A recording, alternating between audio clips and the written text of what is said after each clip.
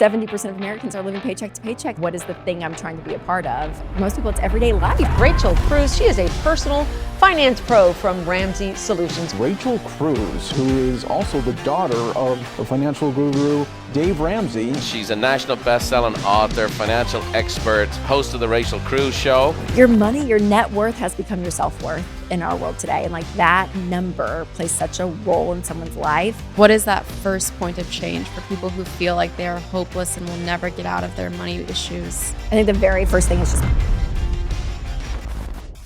I'm Erika Kohlberg, and you're listening to the Erika Taught Me podcast.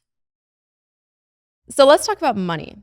If you had to say, this is the one thing I want everyone to do to be better with their money, what would that one thing be?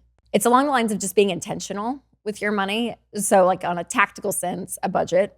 I mean, I think that, when you win with money, it's not on accident. And I think a lot of people who maybe are struggling or living paycheck to paycheck, or they feel like, I just feel like I can't get ahead. This like deep belief that money's not going to just appear, in your savings account, right? Like there has to be this level of proactiveness and intentionality. And I just think the monthly budget, it's just so helpful to be able to say, okay, here's my paycheck. Where is it going?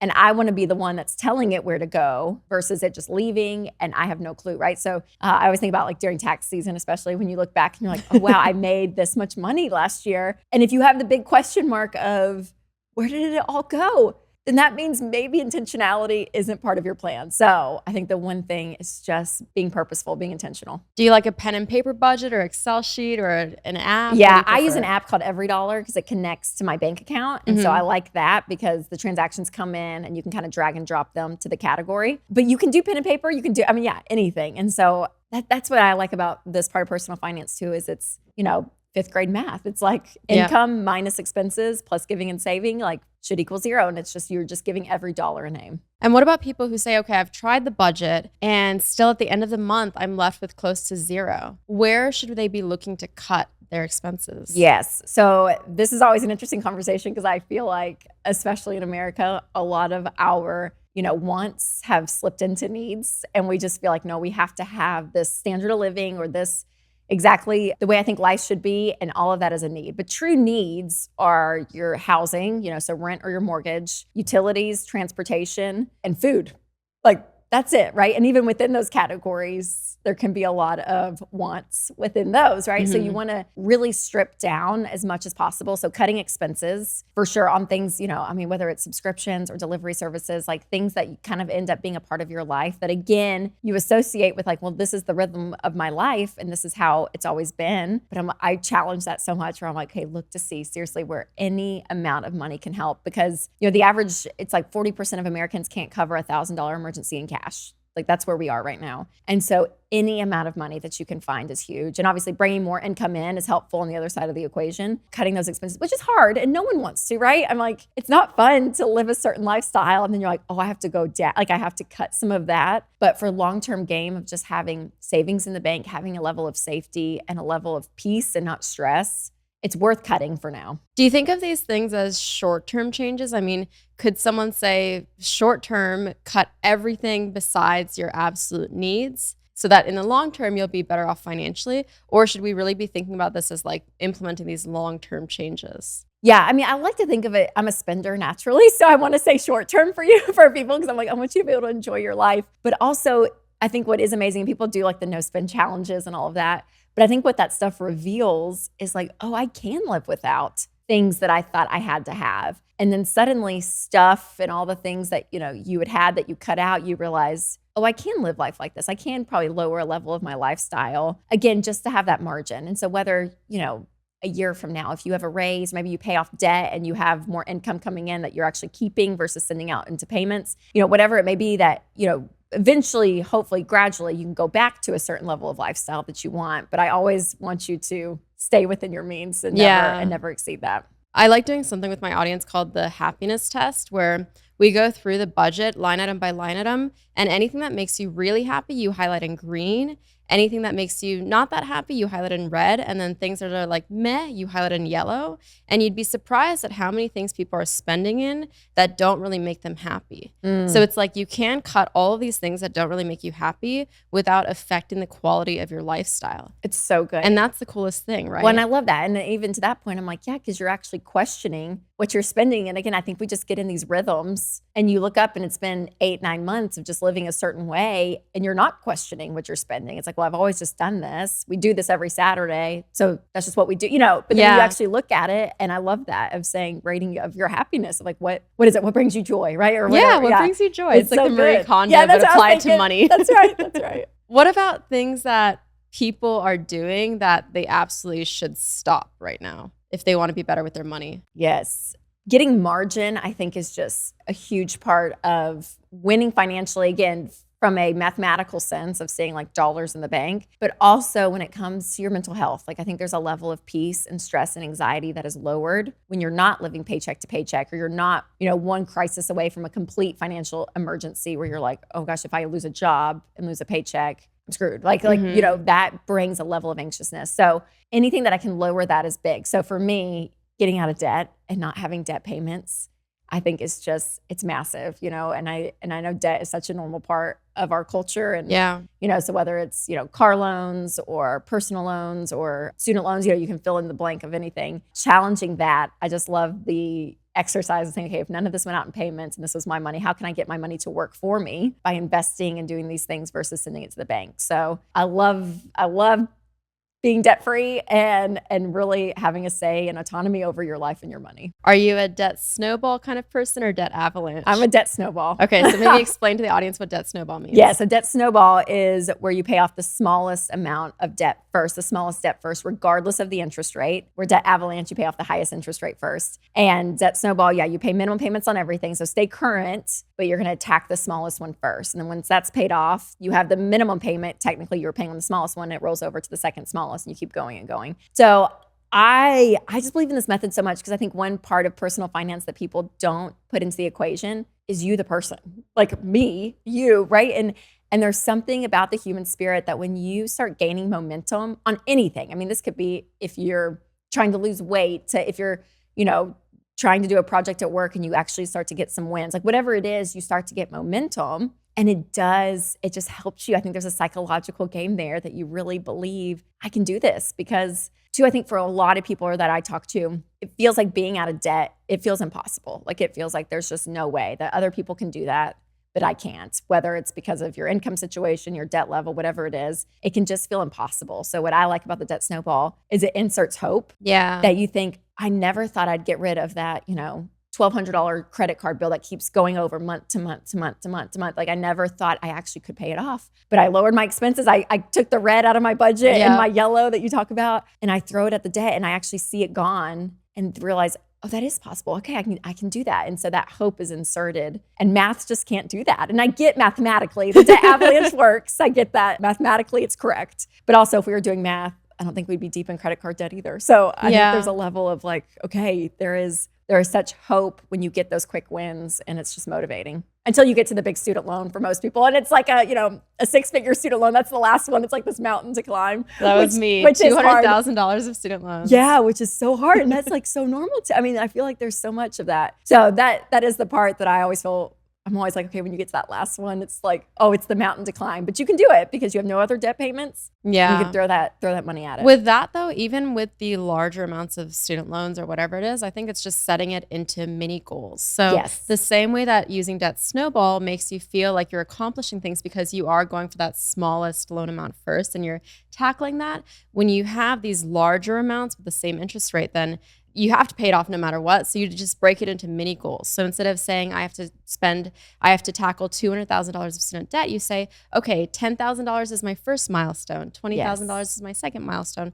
And you really break it down because I think to your point, personal finance is so personal and there's this psychological element of it. You have to feel like you're getting these wins. Otherwise, if the goalpost seems too far away, it gets very I don't know, it's hard to be It's motivated daunting. by it. Yes, It's daunting. And for it's sure. this huge weight on your shoulders. And as I'm describing it, like I can still remember how it felt for me when I realized I had that much in student loans and was trying to figure out like, how am I going to tackle this? Yes. You know? When I love that you say that too, because I'm not a big fan of debt consolidation in general. Student loans is the one that I'm like, I'm okay with, because usually you're not going back into student loan debt for a lot of people. So the behavior change, isn't necessarily an issue there. But I still like keeping them separate, because for a lot of people, right, they have multiple student loans that add up to one big one. And so keeping them separate too, to your point of like knocking out the smallest one within that student loan. Yeah, I love that idea, because it is, you need the wins so that it doesn't feel like a mountain, right? That you're Of like, okay, course. I'm taking one step at a time. Of course, I have to say here though, like mathematically, we both That's know right. that I know, the yes. optimal way is the debt avalanche, where you're targeting, let's say if you have student loans at 6% and then a credit card debt at 21%, even if the credit card amount is larger, mathematically, it's more optimal to target that and tackle that first. But I see both. Like Yeah, I know totally. some people are very like snowball all the way or Yes. avalanche all the way. Yeah. But I see both. I understand the pros and cons. Totally, of both. because it's for me, it's like it's a logical approach with the debt avalanche, or it's more of like an emotional approach with the debt snowball. Yeah. Right? And so there's something about it, and the studies I feel like I've seen conflicting studies, but other ones that have shown like which one's out faster. But I feel like the snowball, I've seen more and more people gravitate towards that. Again, kind of just what our conversation has been of like, oh yeah, it feels good to like cross stuff off a list, right? You feel like you're being effective of something with your money. So Yeah. it's great though. I was recently helping a friend get her finances in order and had her pay off a credit card loan that was, I think, around $1,000. And the way she felt when she did that, it was so worth it. And I didn't even care what other debt the interest rates were. It was just like the fact that it was $1,000 and she had $1,000 in her checking account, could afford to pay it off. That was a huge win. Yes, I know. I will get calls on the Ramsey Show all the time, and they're like, okay, well, I have, $20,000 in savings, and I have a $8,000 car loan. I'm like, write a check today. Like get today, just get rid of it. And it's like this, okay, I can do that, right? I know that's not everyone's story that they have that amount, but even that, like you're saying, you have it in the bank, and you're like, there's just it's a level of autonomy. Like it's a level of freedom that you feel where you're like, okay, Toyota Motor Company doesn't own part of my paycheck. Like I own it. Like I'm working hard, and when the money hits my account, it's mine. And I have the freedom to say where it goes or what to do with it. What is the most frustrating type of call you receive on the Ramsey Show? That's a good question. Oh, the most frustrating. The housing conversation has been really big recently, obviously because of the housing market. And as a homeowner, I just know how expensive it is, right? And so like when things break and you got to replace roofs, I mean, like there's just a lot of expenses. And so I'll get these calls from people, and ages probably vary, but that mid-20s, late 20s caller where they've been in a career for a good bit, but they still have, 6 figures of student loan debt. They have a car payment. They have, and they're living paycheck to paycheck. They don't have a ton of savings. And they're like, no, I need to buy a house. I need to buy a house. I need to buy a house. I need to buy a house. And I'm like, I understand why. Like, I understand why you want to be a homeowner and that's like the next big step for you financially. But please be in a good place financially so that this doesn't completely burden you. Because if you have no savings and tons of debt, and then, your heating and air goes out, I'm like, it's going to cause this massive, deeper in a financial hole for you. And you're going to be stressed. You're going to be panicked. And this house is not going to be a blessing. It's going to be a curse. So being wise that. I'd say that, Erika, or a car loan. A car loan is the one type of debt that drives me nuts, just mathematically. Me too. That I'm like, you are paying for something that's going down in value, paying interest on it. And it's something to get you from point A to point B, but it's become this like total label that we put ourselves of what kind of car I drive is who I am. And you're impressing someone at a stoplight you'll never meet, and you're there's a part of me that I'm like, and you're being really stupid financially when you're doing that. So the car loan too drives me nuts. We have at home, we have wealthy neighbors in this apartment. And so we're surrounded in our parking spot. We have a supercar on the right side, a supercar on the left side, and we have a $17 a day rental. And like, they're so worried that we're going to ding their nice car doors. And honestly, probably net worth-wise, you're probably doing better than they are. Let's be honest. Oh, that's so funny. But it's true. Like it has become such a status symbol, and you want to show, but then it causes you to spend more than you can afford at that time. Whereas if you wait maybe a few years until you're in the place financially where you can just buy that car outright, you might be fine. I was reading the Psychology of Money. I don't know if you've read that Oh, book. But so good. So Morgan great. Housel. Yes, and he talks about being a valet in DC, and he was like, and he said, and I realized, at a certain point after all of these like Lamborghinis, all these cars, he was like, I wasn't looking at the guy or the girl driving. I was looking at the car, and I was thinking, I turned it to myself of like, I would love to drive this car. You're not looking at the driver and thinking, oh, I want to be him. Who is that? Like, but we think in our heads, oh, if I have this nice car, everyone's gonna be impressed with me. They're not impressed with you, they're impressed with your car. Yeah. So, you know what I mean? Like, it's like this whole identity shift. So when I read that part of the book, I was like, brilliant. It's so true. It's so true. It's yeah. so true. And cars are great. And I'm like, yeah, if you can pay for it, get you a great car. I think it's awesome. But don't go into debt for it financially. It drives me nuts. Oh. It's the same thing though, even with the house too. I think there's so much spending based off of what you see your friends are doing and wanting to at least stay on par with them. So if your friends are buying houses, it's like, oh, I need to buy a house to show them that I'm not falling behind. Yes. I think that a lot of us, that's our biggest fear, is feeling like you're behind the curve. That's right. And that's what's interesting too is, for 18 years of your life, or even up to 21 years of your life, everyone's pretty much in the same mindset, right? You go through school and, if you graduate and everyone goes to college, and then it's like after that undergrad, people either, maybe go to law school, maybe become a doctor, go to medical school, they start their own business, they go get their you start to branch off. And then that's when I felt like, oh, suddenly everyone around me is not a peer anymore. You're starting to see people, whether it's like, quote unquote, falling behind or other people like shooting off. And that's when the comparison started for me, where I realized, oh, we're not on the same playing field anymore. Like everyone is like every man for himself. And then you start to compare, whether it's job titles, marital status, like whatever the thing is, you just start to like look at everyone's life. And it's so interesting. We were just talking before we started recording about how much you travel and everything. Do you feel like it's a very American thing, the comparison idea, or do you see it? I feel it's other cultures everywhere. Is it a human idea? I think it's quite universal. Yeah. I think it's quite universal. Yeah. Even my grandma in Japan still like wants to look nice because she's going to go out to her friends. She wants to have like the nicest purse. I don't think it is an age thing. I don't think it's a culture thing. I think it's everyone. You want to feel like you want that validation, that external validation to show that you're doing things right. Yeah. And it's so wild how that, in a sense, that motivation, and Seth Godin talks about in Tribes, his book, we're all kind of created to be part of something, right? So you don't want to be the loner out there. I think we're made to like be in community and not be isolated. So there's like this innate part of us that I'm like, I want to be included, right? Like I want to feel like I'm doing what you're doing. But then when you start to realize, oh, but what am I being included in? And it's for the Joneses, keeping up with the Joneses. I'm like, yeah, but the Joneses are broke, right? If 70% of Americans are living paycheck to paycheck. So I'm like, oh, you really have to sit and question like, okay, what is the thing I'm trying to be a part of? And what's hard is for most people, it's everyday life. It's just, having two cars per family, owning a house, sending your kids to school. I mean, like, it's just life. And so really bucking up against that and asking those hard questions. It's a hard thing. It's difficult. I'm not saying it's easy, but it's so huge. Again, just even for the peace of mind, not letting your stuff just own you. And that's what happens. I feel like I've been on both extremes. What else with money should we talk about?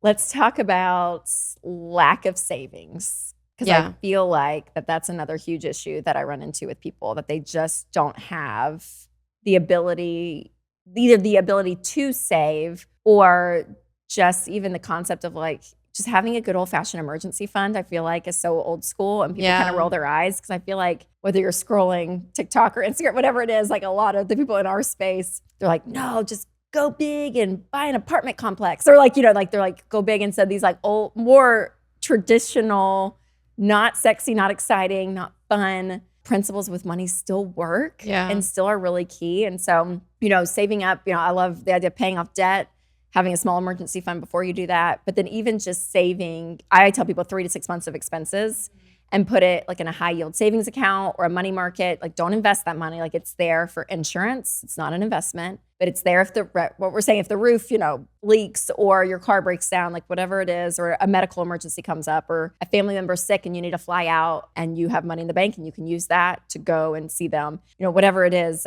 just to have cash available. Again, not a ton, but 3 to 6 months, I feel like is a good amount. and how important that is. Do you find that to be helpful, or Totally what are agree. your thoughts on that? Totally agree. I'm a bit more conservative, so I think if possible, maybe 6 to 9 months worth of expenses, if possible. I mean, the larger emergency fund you have, the better, right? Because the last thing you want is for people to have to go into credit card debt because they don't have that money to cover their emergency fund. And then with credit card debt, average 15, 20% interest rate, that's really tough to climb out of. Yes, absolutely. Yeah. So I think that that's like another big piece to this puzzle. Is that, if I recall correctly, your father, Dave Ramsey, and you came up with the baby steps? Yes. Was that baby step number 1, the emergency fund? So the starter emergency fund of like $1,000 is step 1, and then getting out of consumer debts is step 2. The debt snowball is step 2, and then step 3 is fully funded emergency fund of 3 to 6 months of expenses, and then after that, start saving.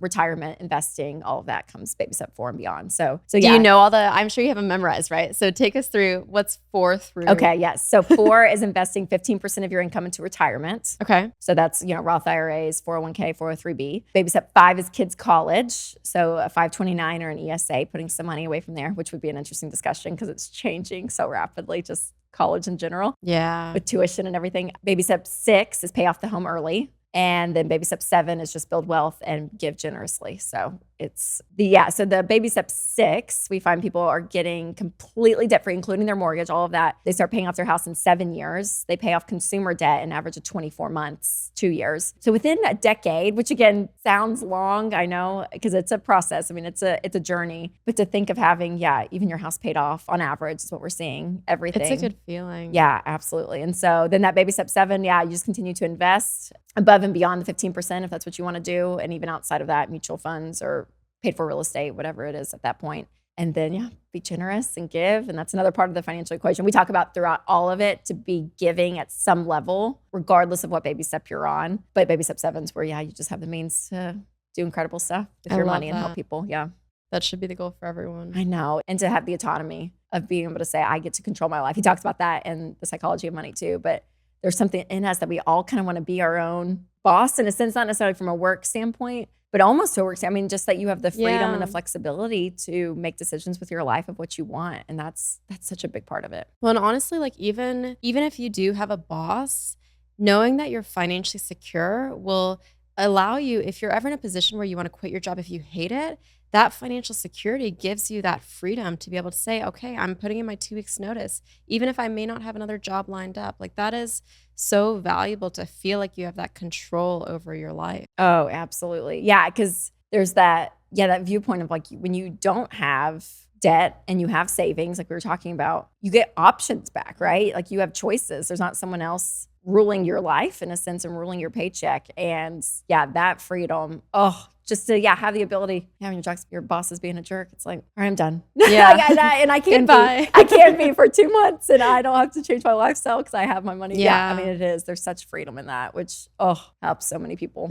long term. Let's talk about the children too, because I know you have children. How are you thinking about setting them up for their future financially? How should other parents that are listening be thinking about making sure that their children are set the way maybe they were not? Yes, it's a great question. So there's such a gift of just like the tactical principles when it comes to money. And I think when you have kids living in your home, like before they're 18 and leaving, there's a power in teaching them how to handle their own money. And so growing up, like that's one gift my parents gave me, is they filed bankruptcy actually the year I was born. So I was born in April, they filed in September. And so my story really started during that bankruptcy season. And so my early memories was them still kind of climbing out of that financial mess. But as they got a little bit more, could see like straight again and were out of that, they really were intentional with us kids. And so like we were never given an allowance. We were always on commission. So you work, you get paid. You don't work, you don't get paid. So I was never the kid that was like given $5. Like you had to work they were so hardcore about money comes from work. Like that's how you earn money. It does not come from us, it comes from work. And so that was at 5-6 years old that we were doing that. And so when you earn money, we had 3 little envelopes and it was give, save, and spend. And we had to do all 3 with the money that we earned that week. They made us. You had to put something in giving, you had to put something in saving, and something in spending. Did you get to choose how much you put in each one? Yeah, they weren't super legalistic about the amounts, but they were like, you need to do all 3. You need to practice all 3. But what's funny is they would naturally see, like all of us, you're either like naturally a spender, naturally a saver. And my sister would save. If she could, she would just save everything, even as a child. And I would go and spend everything, even as a child. But learning all of that really was helpful, Erika, because I'm like, gosh, I made, quote unquote money mistakes, like spending money on stuff that breaks. You learn that at 9, 10 years old. Like you kind of start to put these pieces together, even as a kid, and you make small financial mistakes under their protection and their roof before the first time ever handling money on your own is when you're, 18, 19, and that's the first time you're ever experiencing any level of responsibility or accountability with your money. So I always encourage parents, like any level of doing that. And I even remember my dad, because we got a checking account at 15. That was like your Christmas present as a Ramsey when you're at your 15th Christmas. Like that was one of the gifts, is you had your own checking account. And I remember bouncing 3 checks out of that account at, are you ready for this, Hollister? Oh my gosh. Yeah, rock on Hollister. Yep. Went to the mall and who knows how many times that weekend and wrote checks and like just didn't keep up with what I was doing. So yeah, they bounced. And my dad actually made me go down to the bank in person, apologize to the branch manager for lying to him. Get ready for that.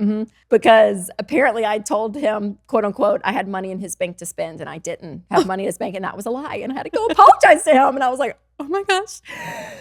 And I've never bounced a check since. So like, wow. I'm like, and they waived my overdraft fees, which was very kind of the bank. He probably was like, this is crazy, this kid in my office right now. But I'm like, and again, kind of hardcore, but it's those things that you like are in the ebb and flow of life with your kids. Yeah. Where they just learn that stuff, and you just use real life teachable lessons. As a parent, I'm really focused on the tactical side of money and even what money brings, like we were talking about earlier, kind of the emotions around it, because there is these principles of contentment, but that's a heart issue, right? A level of generosity, which is a heart issue, seeing others and not being so me-centric, all of that humility, like there's like these more emotional principles with money that I think they really learn from parents. Like I think if they see me get stressed out and go buy, mom jeans every time I'm like stressed out and need a new pair of something, then slowly like that's what they start to pick up on. And so I'm like, okay, what messages am I sending, not just verbally, but even just in my actions that they're seeing? So your example, parents, is huge. I really do. I think there's a level that where money is placed, money is so important. But if it's the thing and that's the only thing in your life that you're focused on, like you end up, I think, just kind of living a shallow life. Like there's so much more to life than money. Money's a tool to help you create a life you love. It's a tool to help you buy your time back and like all of that. But that's what it is. It's a tool. So that's another thing I think about with my kids is positioning it in the right way. But then, you can go more technical with college funds and talk about 529s and let's talk about it. Yes, I want to get more technical. So I'll be honest. I mean, my husband and I, we still will contribute to that. But I am just in my own right thinking, okay, what is college going to be like in 10 years? Because I have a 7-year-old. She's my oldest. So that's 10 years, 11 years till she goes to school. And I'm like, with tuition rising, with people realizing, oh my gosh, trade schools are coming back into full swing again, that you can make as much money going and being a real estate agent, right? Like selling residential real estate out of high school and killing it versus going, but I do believe in higher education. I think there's something about investing in yourself that's really big. And I think there's certain, obviously, industries that you can't go through. You can't even walk through a door unless you have that paper, right? So I'm kind of torn where I'm like, oh man, I just don't know what it's going to be like in 10 years because it's so changing. What they're going to choose, right? Like ultimately your children probably want to decide what they want to do. And yes. You don't know. What do you think about college, like collegiate stuff, like in 10 years, if I had the Erika crystal ball? I am very concerned about the rising costs, and I think it's not justifiable. I don't understand why it costs $60,000 to attend a school, especially in the last 2 years when things were remote. I don't understand where all of that money is going to. I feel like that's a huge issue. And then also the value of a college degree, like you're saying, is not as valuable as it once was. Before it was like if you went to college, you were guaranteed a cushy job. But I think there's a large percentage of college graduates that don't even make enough their first year to pay off or to cover their student loans. I'm concerned. I know it's I don't know. I feel like we're living in this like bizarre time too. I think COVID played a huge role, right? Like what you're saying, I'm like remote work and then they're charging the same. And I'm like, what? It's such an interesting, and I think we're kind of seeing the underbelly of it too. And I think as millennials, we're the ones that really were the first major generation of a lot of student loan debt. Like I feel like we were the ones that were really feeling it, even more so than like, what is it, Gen Y or boomers or all of that. And so I think we're kind of the ones who stirring the pot, which I like a little bit too, where I'm like, yeah, is the ROI there? Is it there? I think the ROI thing is such a good point. And asking these colleges, looking at the data, seeing, okay, what percentage of your graduates have a job right out of college? What is the average salary of your graduates, and looking at that? Because it's obvious to me that the Harvards and Stanfords and Yales, those degrees are still going to be valuable. And for many years they will be, because you're really buying into that network. But it is kind of those lower tiered schools where I don't know if the ROI is there anymore. Right. Yep. But ultimately you have decided to put money into 529s for your kids. What kind of went into that decision? Yes. So with ESA, Educational Savings Account, you can only max out a certain amount every year, and there's an income limit. So if you make above that, then a 529 will be your next best option. And I always say, to make sure it's a 529 that you're in control of. So there are some investors that will, investment professionals that you take your money to, and it's almost a computer system where they look at the age of your child and depend on what funds that it goes in, aggressive, not, again, depending on the age and all these other criterias. So I like ones that you're in control of, where you say, hey, I want to be able to pick the mutual funds that go within the 529. And I'm not a big fan of prepaid tuition, which also falls under 529. So I would avoid any prepaid tuition, state-specific tuition, or funds that you don't have the ability to change if you want. So making sure that, you look at the options to say, okay, I want to be able to have a say over it. That's kind of my best bet. But I would talk to an investment professional and you can do that when you're talking about your retirement.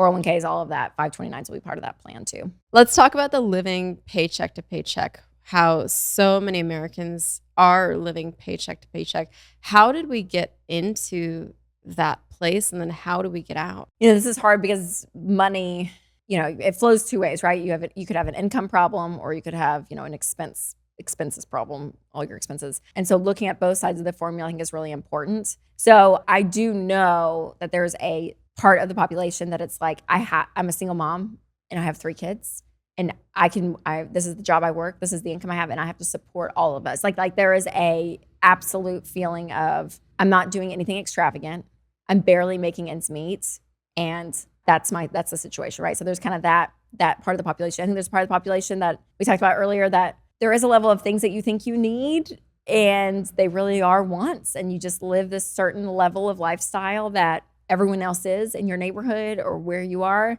and it just is what it is, and you don't question it, and you just assume this is where I have to be. I think that's part of it. I think that there's, even when you look at income, I think the lifestyle creep is a real thing too. Even if you get a raise, it's like, oh, well, that's kind of nice. I can, go here, I can do this, I can do that. And then you look up and you're like, it's been a decade, and you think, wait, how am I still living paycheck to paycheck? And it's that those small decisions that creep into, right? So I think there's a lot of factors. One of the biggest things is getting income up, and that may be more than ever, I think, now shopping for jobs and looking at different places, right? I think for so long, especially before COVID, you kind of were in the same job and working and going. But now when people can work remote, you can change jobs, you can actually have options. I feel like within industries now that maybe you didn't even pre-2020, and people are more bold, I think, to ask for raises, all of whatever it is in that sense, getting your income up, or even taking a side hustle for a season. That's a big thing right now. And there's so many of those, which is so great. There's so many options there. So looking into raising your income, and then as we're talking about kind of cutting expenses and seeing, okay, what do I really need to cut? Those are the big things. And then obviously debt, if you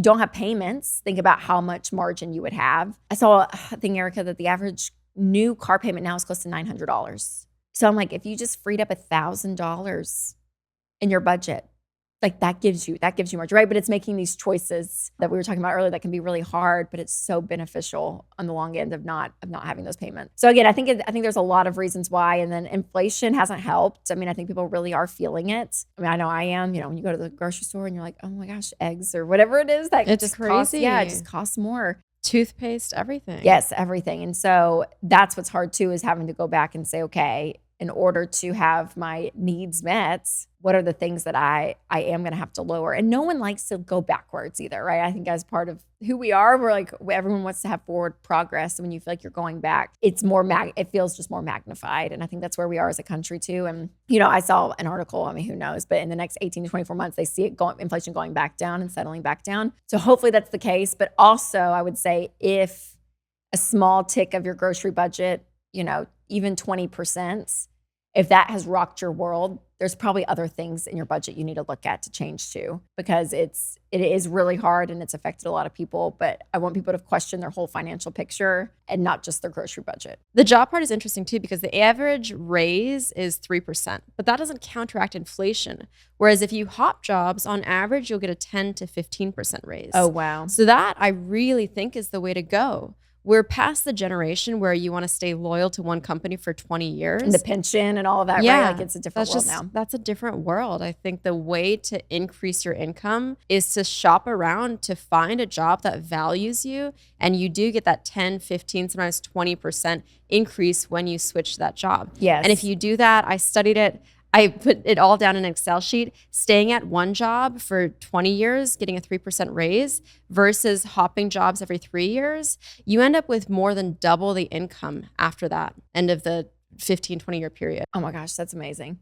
And I would say too, that sometimes it's not an income problem. So, but by doing that, make sure you don't take your bad money habits with you, you know, as you're getting these raises too, you know? And so like getting your income up with really great money habits could change everything. I mean, it really could. Do you think, do you find hopping like for every 3 years, is that a negative on a resume, or are people getting used to that now, employers? I feel like people are getting used to that. 2 to 3 years seems like the right time. I feel like if you're hopping every year, that's a bit too much. But from the employer side, I feel like it's very common now to see people progressing. As long as the title is also progressing and you're able to justify why you made that move, I think it's totally fine. So great, which would be such a game changer. I mean, like that's crazy. Even like, I appreciate you putting that in Excel. I was like, that's so, but to have double, I'm like, and what you could do with that. And again, not sending it to car payments and not like overspending when you get those raises, but letting that money work for you is incredible. So that's awesome. And the habits thing is so true. I think the best time to create good money habits is when you have no money.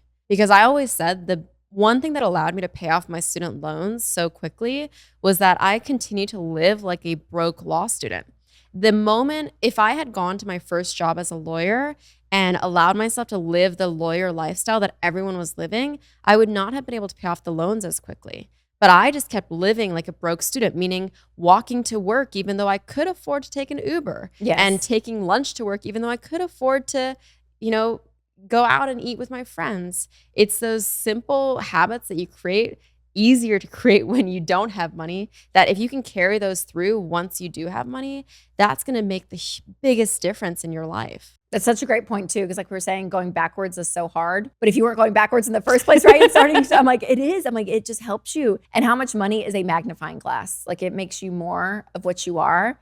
And if you have those good money habits in place and then you go get the big lawyer job and you start saying, oh my gosh, I'm making this money. What those habits are, that's going to magnify. Or if you're not great with money and you have bad money habits and you go and get a big job and you make this huge income, those problems are going to be magnified. Yeah. So the income doesn't always fix it. And so starting off where you are, especially for young people, instilling those money habits now, it's so much easier to instill money habits, early on when there's not much to compare it to, versus like when even if you're in your 40s or 50s, you can definitely still change your money habits, but it's changing decades of what you're used to. Mm-hmm. And it's just more of a friction point of that change. And no one likes change, right? Like we are all uncomfortable with doing something new. But when your basis where you're starting out are these good money habits, it's such a great point. Yeah, because every spending category, there's a ladder of spending. And I can show you go from the Honda to the BMW to the Ferrari. Like there's no cap to how much you can elevate your lifestyle. But the problem is once you go to the BMW, you don't want to come back down to the Honda. That's right. Whereas if you realize the Honda is a great drive and gets you to from point A to point B, and if you stay with that, even as your income increases, then you're totally fine. Yes. Right? And I think our problem is we want to look successful regardless of what is going on behind the scenes. And that's what's so hard, where I'm like, it takes a level of humility to be like, no, I'm going to drive the Honda. Even if I have a net worth of millions of dollars, like I don't care. But that's I like you when you said it earlier, like actually when I had the money, I stopped caring what people think too. Like there's a truth to that of trying to like look rich, right? To actually build true wealth. And when you actually have money in the bank, you're like, I'm great. I'm good. I'm content here. Investing. Yes. So obviously we touched on inflation. We don't want our money to just sit in the bank account, lose out to inflation every single year. How do you think about investing your money, and how do you tell your audience to invest their money? Yeah, I always think about investing as more long-term. So 5 years or more. And it's really hard. And especially we just funded our retirement accounts for the year. In January, we try to do that. We try to go ahead and max everything out at the beginning of the year to have the year's growth. And Spender Rachel's still in there. Like I've tamed her over the years and she's had to learn to save. But I'll be honest, Erika, I'm like, even like, writing a check, to retirement. I'm like, okay, 60-year-old Rachel's going to love Rachel today. Like she's going to love 35-year-old Rachel, but it is still hard. It's a delayed gratification to put money in and to know like, this is what I'm doing. And it's going to be for the long term. It is a long ride. And I think where people mess up is like a year we had in 2022 where they freak out. They either stop investing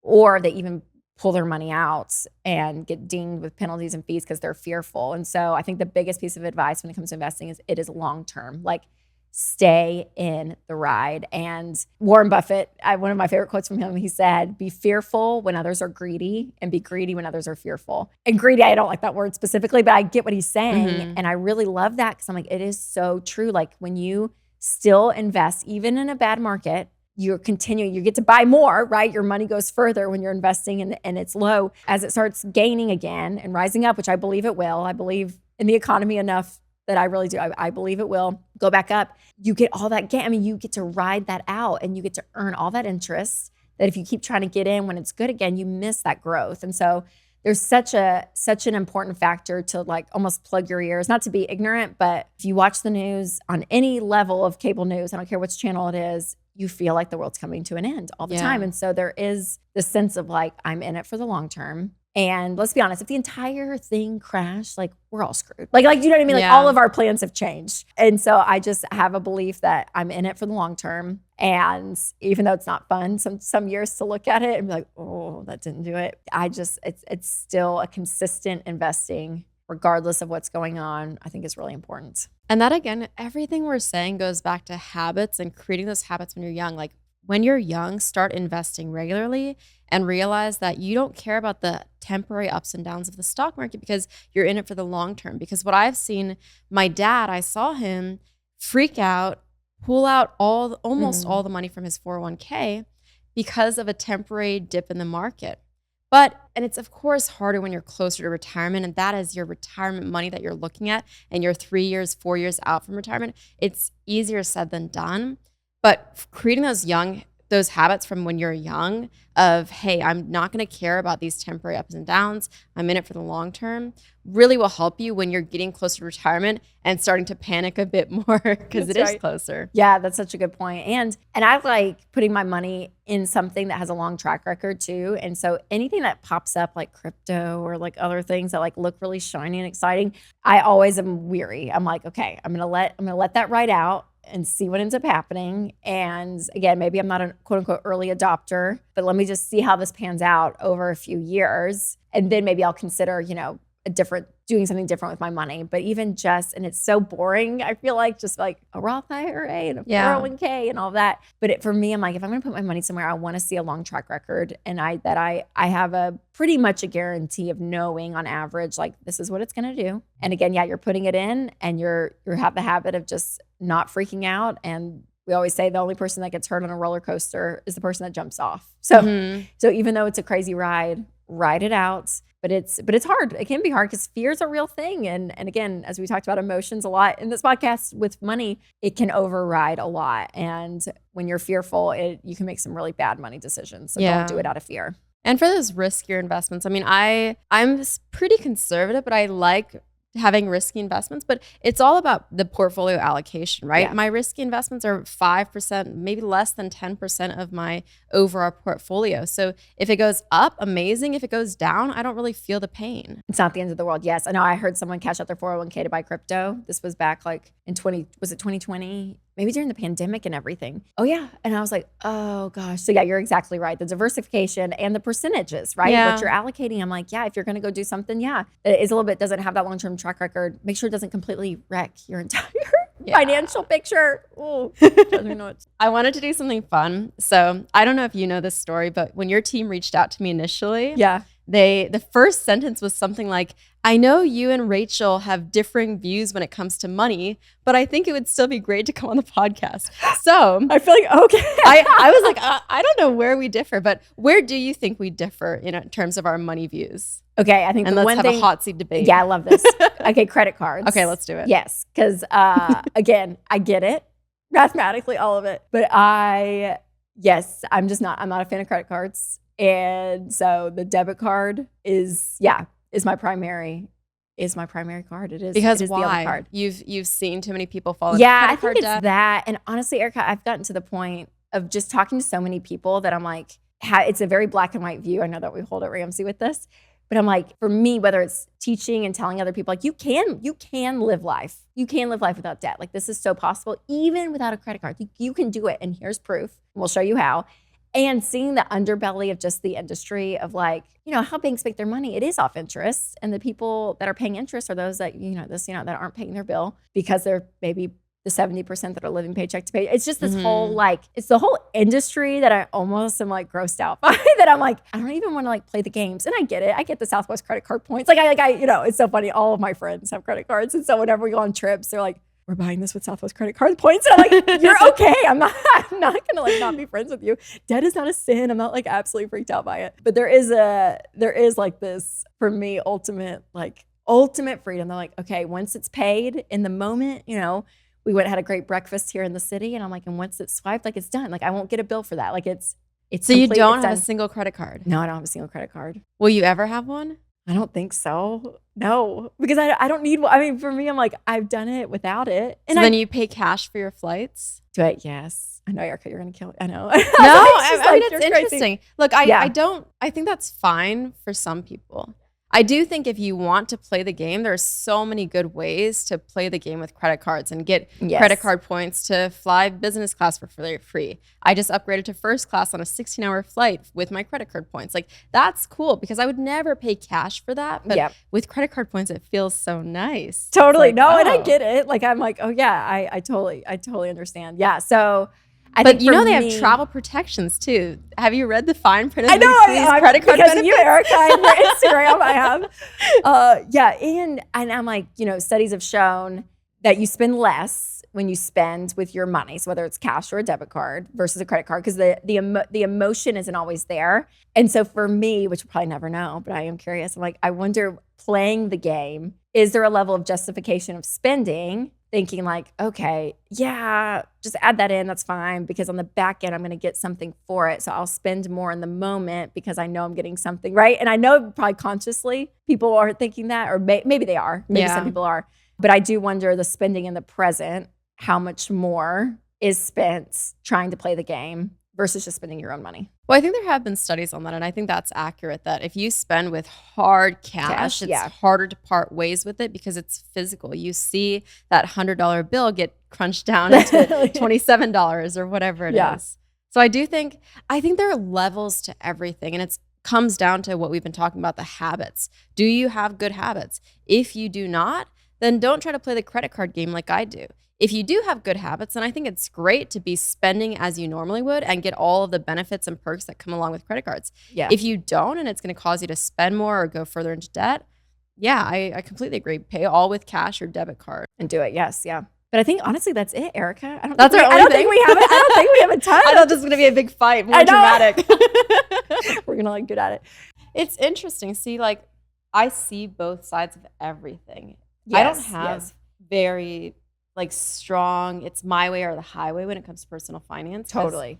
I really just want to help as many people as I can. And my biggest thing with personal finance is it is personal. And it's about, if my goal is to help as many people as I can, it would be ridiculous for me to think that I know the right way for every single person because I don't know every individual. And you really have to like dig into what motivates them, what they should avoid because they have shown themselves in the past that they should avoid those things. And yes, yeah. And I think on my end, I think what's been helpful, so whether it's like the baby steps or probably taking more of a black and white approach on different things, is I think people are so bombarded by information. They're like, just tell me what to do. And there's like that level of direction and instruction and inspiration in it. And the truth is like, people that follow the quote unquote Ramsey plan, some of them, we call it like Ramsey-ish. Like they're like, oh yeah, I'll do like 70%. And I have my Yeah. 30% over here, right? So I think at the end of the day, you are a grown up and you're an adult. As my therapist would always say, you're a grown ass woman. Like you are, you get to make decisions about your life and your money. What is that first point of change for people who feel like they are hopeless and will never get out of their money issues?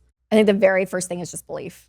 Yeah. I mean, I think that you can get so bogged down with the numbers, and money is interesting because it does have a number to it where other parts of our lives don't. Like we could say like, you're a great podcaster, but there's not like a number, right? I guess there's ratings and reviews, but like, there's not like this, like one through 10, this is how good you are. But your money, your net worth has become your self-worth in our world today. And like that number plays such a role in someone's life. And I want people to separate from that and to say like, you have to have the belief that can change, that your money mistakes, while you see it in the red, maybe right in front of you, that is not who you are.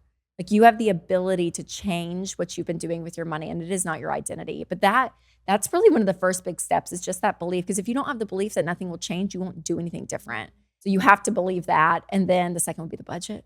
Yeah. No, Create a budget and like that. see the numbers on paper. Well, it's hard, like you're saying, because there is so much shame associated with it. I think it's so hard to face the numbers. A lot of people don't know how much they have saved, how much income they have, how much they're spending, just because the first step is very hard to just actually face those numbers and see that maybe it's not as sweet as you thought. Yes. Oh, I know. And the ignorance is bliss thing doesn't work.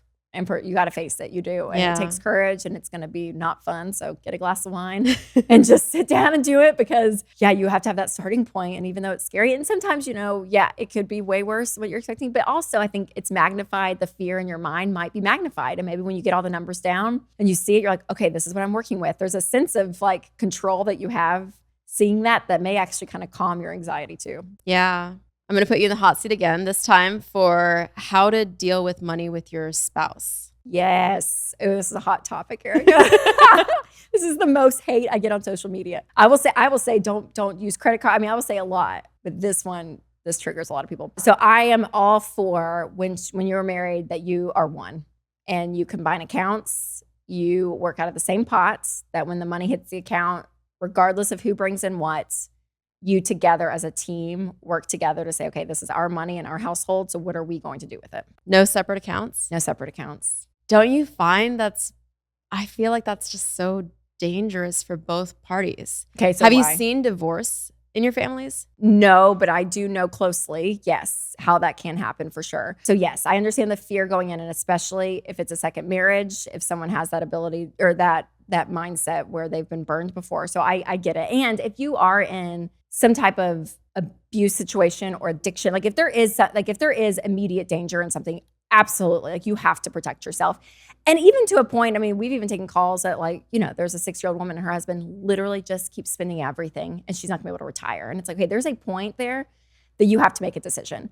But for majority of couples who are getting married, I find that not only do you win with money faster when you see yourself as the same team, but there's a marriage quality that changes when you say we are going to be one in every aspect of our lives as we join together in marriage, including our money. And so that oneness there, and again, it's not a money thing. It's kind of going layers deeper of saying like, I'm fully committed to you and I trust you and like we're in this together. And there's an intimacy there when you aren't just business transaction partners of splitting bills. It's we are a family, like we are doing this together. So, but can't you achieve that same intimacy by having a joint bank account and then 2 separate bank accounts? So the way I view that is in the budget, like I have a Rachel line item and he has a Winston line item. And so I'm like, yeah, I get to go spend this amount that we agree on. He spends the amount that we agree on for him. Like we have the ability to go and spend and enjoy, and I don't have to ask him for every, new pair of shoes or something. I'm like, I'm buying this. Like it's there, it's allotted. Like I still have the freedom to go and spend and be independent on what I want to spend my money on. It's not like I'm having to go and ask his permission or him having to go ask my permission, but it's agreed upon on the budget, but it's all out of the same account. And the budgeting app, I was mentioning every dollar, like we have the same account. So as we like drag and drop transactions, and I find too, again, it's kind of tactical, but as life happens, we're on the same page, even with that of like, oh, I just signed, our 5-year-old up for dance camp this summer. And so I'm putting that in the budget here, put that for July, 8th week. and we put it on the account. Like it ends up just being this like connection point, even in communication when it comes to our family. So working out of the same account and all of it, there's something about saying it's not your money or his money, it's our money together. And that noun change, or that verb change, adverb change, I don't know. I think it's big for the marriage. I disagree, obviously, but I respect your opinion. Yeah, I respect yours too, Erika. I respect yours too.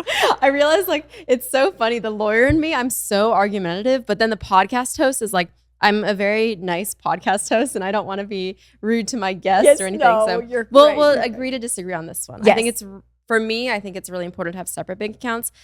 I do not have a joint bank account with my husband. It's all separate. And because I value independence, I value our marriage, but I also value being independent when it comes to money. I want to be able to walk away from a relationship if things ever go bad and know that I have my own money. I'm protected in that sense. And I think that sense of security that having an independent account gives me is so worth it. And I don't see it impacting our relationship in any negative way. But as with everything, yes, I see both sides. That's right. Can I ask a tactical question on Yeah. that? So do you guys split, or if this is too personal, we don't talk about it, but like how do you guys do the bills and the expenses, even just like how does he have a certain thing that he pays? Is it fair? Do you end up paying more? Is it who makes more money pays more? How do you guys do it? Ours is pretty fair, and it's sometimes like domain related. So if I'm paying for rent, then he'll pay for groceries and all these other things. So what happens if you go to the grocery store? Does he like Venmo you? no, we don't worry about the transferring. Okay. I think when I had less money, I was way more concerned about it. Like he would transfer me back money. Is that weird though, Erika? I think it's fine. I think it's like it works. But now we're more relaxed about it. Yeah, like it's totally. more or less what we spend is even. Yes. But before I would track everything and then he would have to Venmo me back. Yes. back And money. if he didn't, would you be like going to bed and you're like, hey, you got to Venmo me? No. I mean, he just would. It would get transferred. Yeah, totally. So good. Yeah. I mean, that's interesting too, because that causes a big debate of when you are splitting expenses between couples, should it be 50-50? Should it be based on who has a higher income? Yeah. It's interesting. I did a video about it, and that was probably my most controversial video because people feel very strongly on both sides. Yes. Yep. Which makes sense. Where I'm like, yeah. Do you punish the one that gets paid more in a sense that they have to take more? But it makes sense mathematically. You would take all of it, or I you don't just have the put it all right in one answer. account and you just function out of that. I feel like some of the things that we did, like rent for us was 50-50, but then dinners out, he would pay a little more for because he made more money. But I don't know. Again, I don't know the right answer. There we go. Yeah. No, it's good. It's interesting though, because when you talk about relationships and money, that is the point where people just feel very strongly about their opinion. Very, very much so. Yeah. And I do find that people will go separate checking accounts, and they've told me all the time, they're like, because we fight less. Like when we had it together, God, we would just fight all the time. But in my mind, I'm like, that's the fight you should be having. Like by separating accounts, you're avoiding the subject that, again, money is never really about money. There is always things underneath. Like what is the thing underneath that's causing you frustration? If you were to share an account, is it because you feel like that they're spending and they're irresponsible and you're losing trust? Because like, what is the root issue and the root problem? So couples that do the separate account to quote unquote avoid fighting, in my opinion, I'm like, that's the fight you should be having to get to a level of intimacy, to know your spouse. Like that's the thing to like get down into, because that's going to come out in other areas of your marriage in a great way. Like when you start to be unified on this thing that you're fearful of, you're scared, you're frustrated, like whatever that thing is, that pain point, get to that root and work through it. And then out of that same habit, that same mindset is going to come in careers and friendships and raising kids together. Like it comes all these ways. It's not just money problems. And that's what it comes out of. And a lot of people just put the Band-Aid on. So I'm like, get underneath that and understand like what is causing that money problem. I agree on the fact that it is important to talk about these, but that reminds me, one of the points that I like about separate accounts is just I don't want one spouse to feel like they have more control over the other spouse because of money, because maybe they make more money. Like if someone is making $100,000 and putting that into the joint bank account and someone's making $50,000, I don't want the person who's making $100,000 to feel like they can spend more and have more control over what's in the joint account. the reason I like separate, I don't want to be accountable to anyone. Like I want to, if I want to go spend $100 on something, I don't want to have to ask for permission or be accountable. And I know you were saying you don't have that with your relationship, but all relationships are different. And I can tell you with certainty that some people who have joint accounts, there's a power dynamic there that I just feel icky about. And that's why I do think it's important to have that separation. Because, marriages too, when things are going well, great. But when things are going poorly, it can go downhill very fast. And to not have that individual backing and the protection and the confidence to know that, hey, I have this pot of money that is separate, that's my own. I think that's where it scares me a little, because I've seen people stay in relationships that they shouldn't stay in because money. Because of that, yes. Yeah. And because they have a joint account and they feel like they don't have the money to walk away. And that's what, if I'm going down to the core of why I think separate is important, like that's what scares me. It's just that power dynamic and the control, and for one half of the equation, like someone feeling like they lack control. And I would say if you do the joint checking, and if that keeps rising to be a problem again, I think that's a marriage problem that's going to come out in other areas of your life and not just when you're looking at your money. So we agree to disagree on this one. Yes, I haven't convinced you. You haven't convinced me, but we did our best. We're still friends. I loved this. The podcast is called Erika Taught Me, but really today is all about Rachel Cruze taught me. So what do you want people to walk away saying, Rachel taught me this? I would say that Rachel taught me that I can change my financial situation, that I have the ability to get up tomorrow morning and make a different decision with my money, whether that's becoming debt-free, whether that's investing or not in a kid's college fund, depending on our conversation, whatever it is, like you have the ability of choice. And even though it's hard and life is going to happen, there's still this idea that, man, I have a level of control, not a lot of control over my life, but some level of control when my money hits my checking account, that I get to decide what to do with it. I love that. Thank you. So good. Thank you, Erika. Thanks for having me. This was such an honor. It really was. If you've enjoyed the episode, please take a moment to leave a review. It really helps support what we're doing. Thanks for listening, and I'll talk to you next Tuesday on a brand new episode of Erika Taught Me.